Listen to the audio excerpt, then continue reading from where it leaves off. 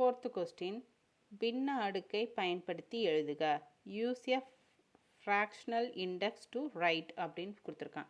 So first subdivision என்ன கொடுத்துருக்காங்க, √5 கொடுத்துருக்கான். ஸோ √5நாலே வந்து நம்ம அதை எப்படி கன்வெர்ட் பண்ணுவோம், 5 பவர் ஆஃப்னு நம்ம கன்வெர்ட் பண்ணுவோம் இந்த ஃபார்முலா யூஸ் பண்ணி. ஸோ இதோட ஆன்சர் வந்து 5 1/2. நெக்ஸ்ட்டு 2√7 கொடுத்துருக்காங்க. 2√7 7 வந்து நம்ம எப்படி எழுதுகிறோம், 7 பவர் 1/2. ரூட்டில் இருக்கிறது நம்ம ரூட்லேருந்து வெளியே எடுத்தோம்னா 7 1/2ன்னு எழுதுவோம். ஸோ இதுதான் இதுக்குரிய ஆன்சர். இந்த ஃபார்மெட்டு தான் நம்ம யூஸ் பண்ணியிருக்கோம்.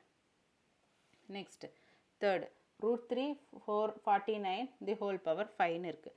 ஸோ 49 இதை ஃபஸ்ட்டு நான் இதை ரிமூவ் பண்ணுறேன், ரூட்டை ரிமூவ் பண்ணுறேன். ஸோ 49 இதை வந்து ரூட்டை ரிமூவ் பண்ணால் 1/3ன்னு மாறுமா, த ஹோல் பவர் 5. ஸோ 49 இதையும் மல்டிப்ளை பண்ணலாமா, மல்டிப்ளை பண்ணால் 5/3ன்னு வருமா. ஸோ 49 எழுதலாம் 7 ஸ்கொயர்டுன்னு நம்ம எழுதலாம். So 7 squared 5/3. ஸோ இதே இப்போ மல்டிப்ளை பண்ணலாமா.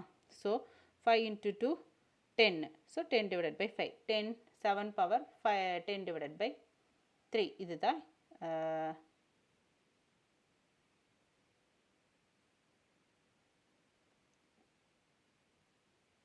இது 3. So 10 power 10 7 power 10/3. இதுதான் இதுக்குரிய ஆன்சர். நெக்ஸ்ட்டு 1/√3 100 ஹோல் பவர் 7 இருக்குது.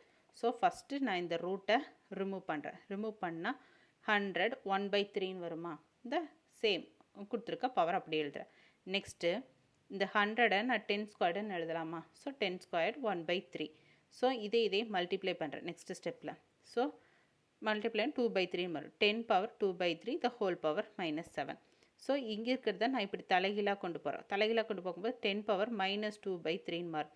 ஸோ 7 × 2 14 மைனஸ் சைன் இருக்குது. So -14/3 10 power -14/3. இதுதான் இதுக்குரிய ஆன்சர். புரிஞ்சுதுங்களா?